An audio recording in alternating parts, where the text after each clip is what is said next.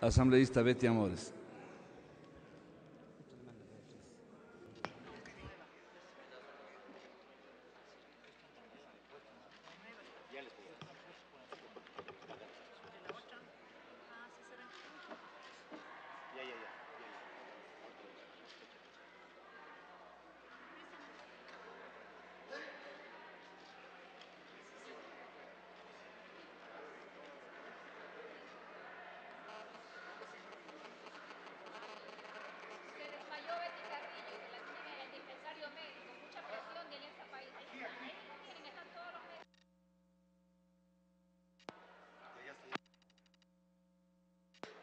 Gracias, presidente. El conjunto de los derechos de las personas, de los pueblos y comunidades y de la naturaleza son el eje fundamental a partir del cual debe estructurarse todo el ordenamiento jurídico ecuatoriano. Hemos pasado del gobierno de las leyes al gobierno de los derechos, y esto necesariamente tiene que reflejarse en las leyes. Sin embargo, lamento informar a este Pleno que pese a que aparentemente había un consenso en cuanto a la necesidad de incorporar 2 capítulos que recojan los derechos de los usuarios de los servicios públicos, las 9 personas que suscribieron este informe coincidieron lamentablemente en suprimir, en no incorporar estos capítulos. Y eso, señor presidente, tiene un efecto, a mi juicio, tremendamente grave. Porque la disposición transitoria primera de la Constitución establece que esta es una ley que regula el servicio público. Nunca fue esta una ley solo para regular la prestación de servicios de los servidores públicos. La ley que regula el servicio público debe tener necesariamente un enfoque de derechos. Ese era su punto de partida, señor presidente, si me escucha, por favor. Señor presidente,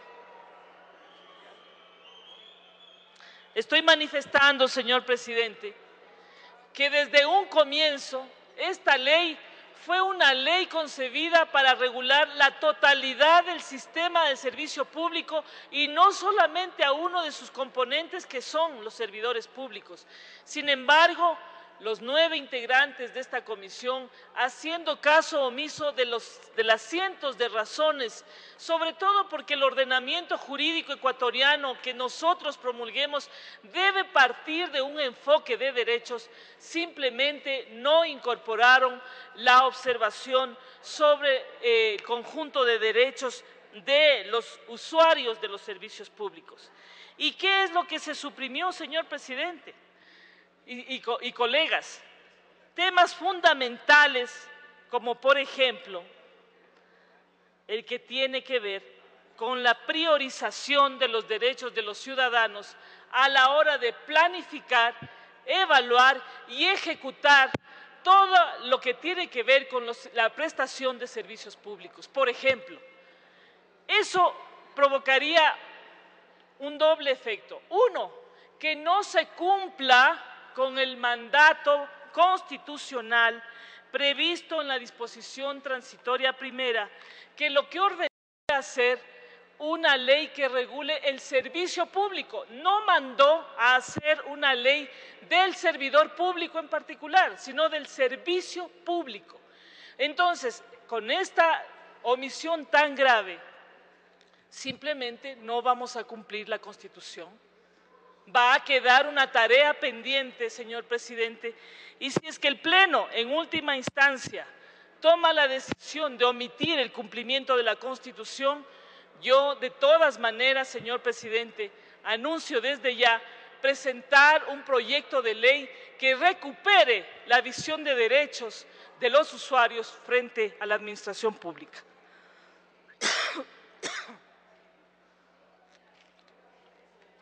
Por otra parte, señor presidente, de hacer notar esta grave situación. Quiero mencionar algunos problemas que aún persisten en este proyecto de ley. A modo de ejemplo, el artículo 9. En el inciso primero se determina la inhabilidad para los deudores del Estado y usan una frase que absolutamente es inentendible. Miren lo que dice. Dice que se produce la inhabilidad para quienes sean deudores del Estado por contribución o servicio que tenga un año de ser exigible. A ver, la contribución o servicio que tenga un año de ser exigible. ¿Están hablando de plazos de prescripción? Si es que están hablando de plazos de prescripción, tienen que decirlo clara y transparentemente, porque la exigibilidad deviene, ¿no es cierto?, de una condición de la obligación de legitimidad y, por supuesto, sobrevienen o están junto a ellas acciones para exigir su cumplimiento.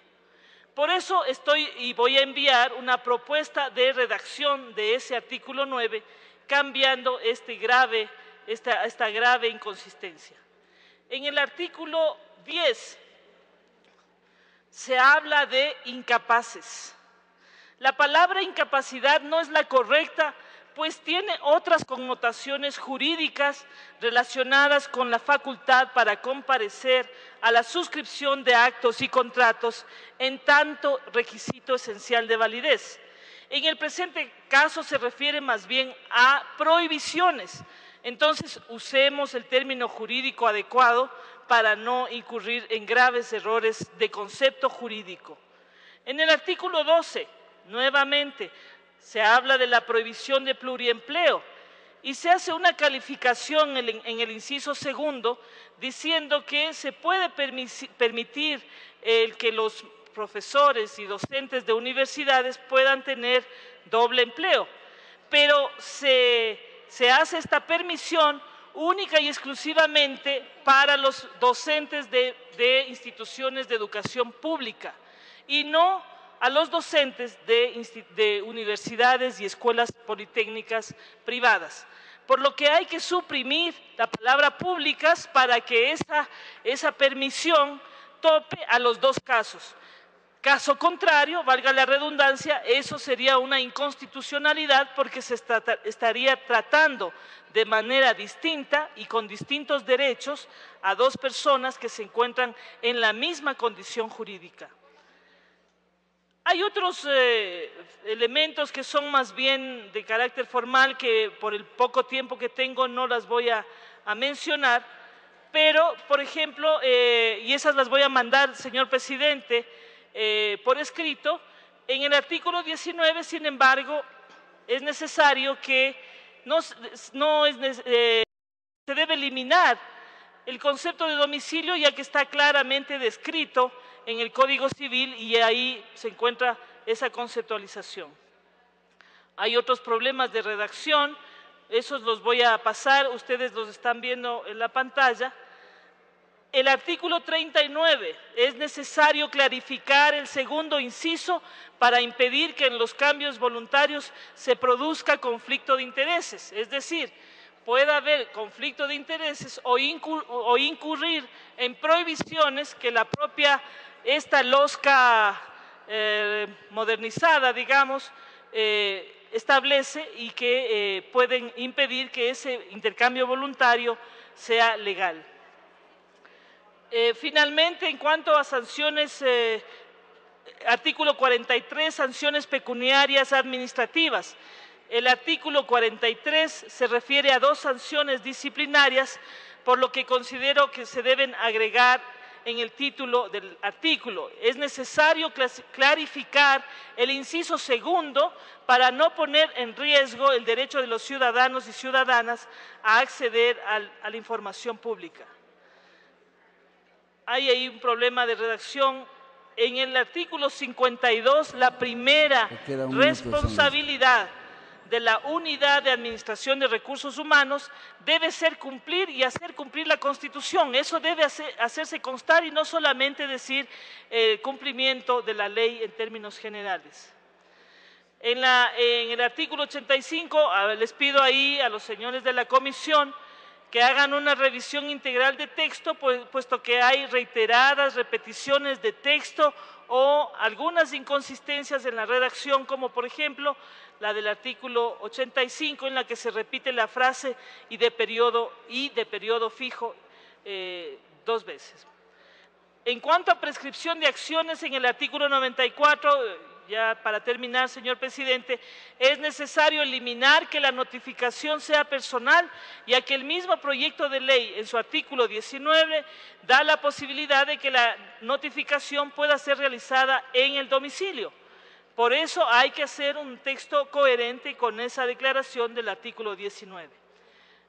Básicamente eso, señor presidente. Muchas gracias.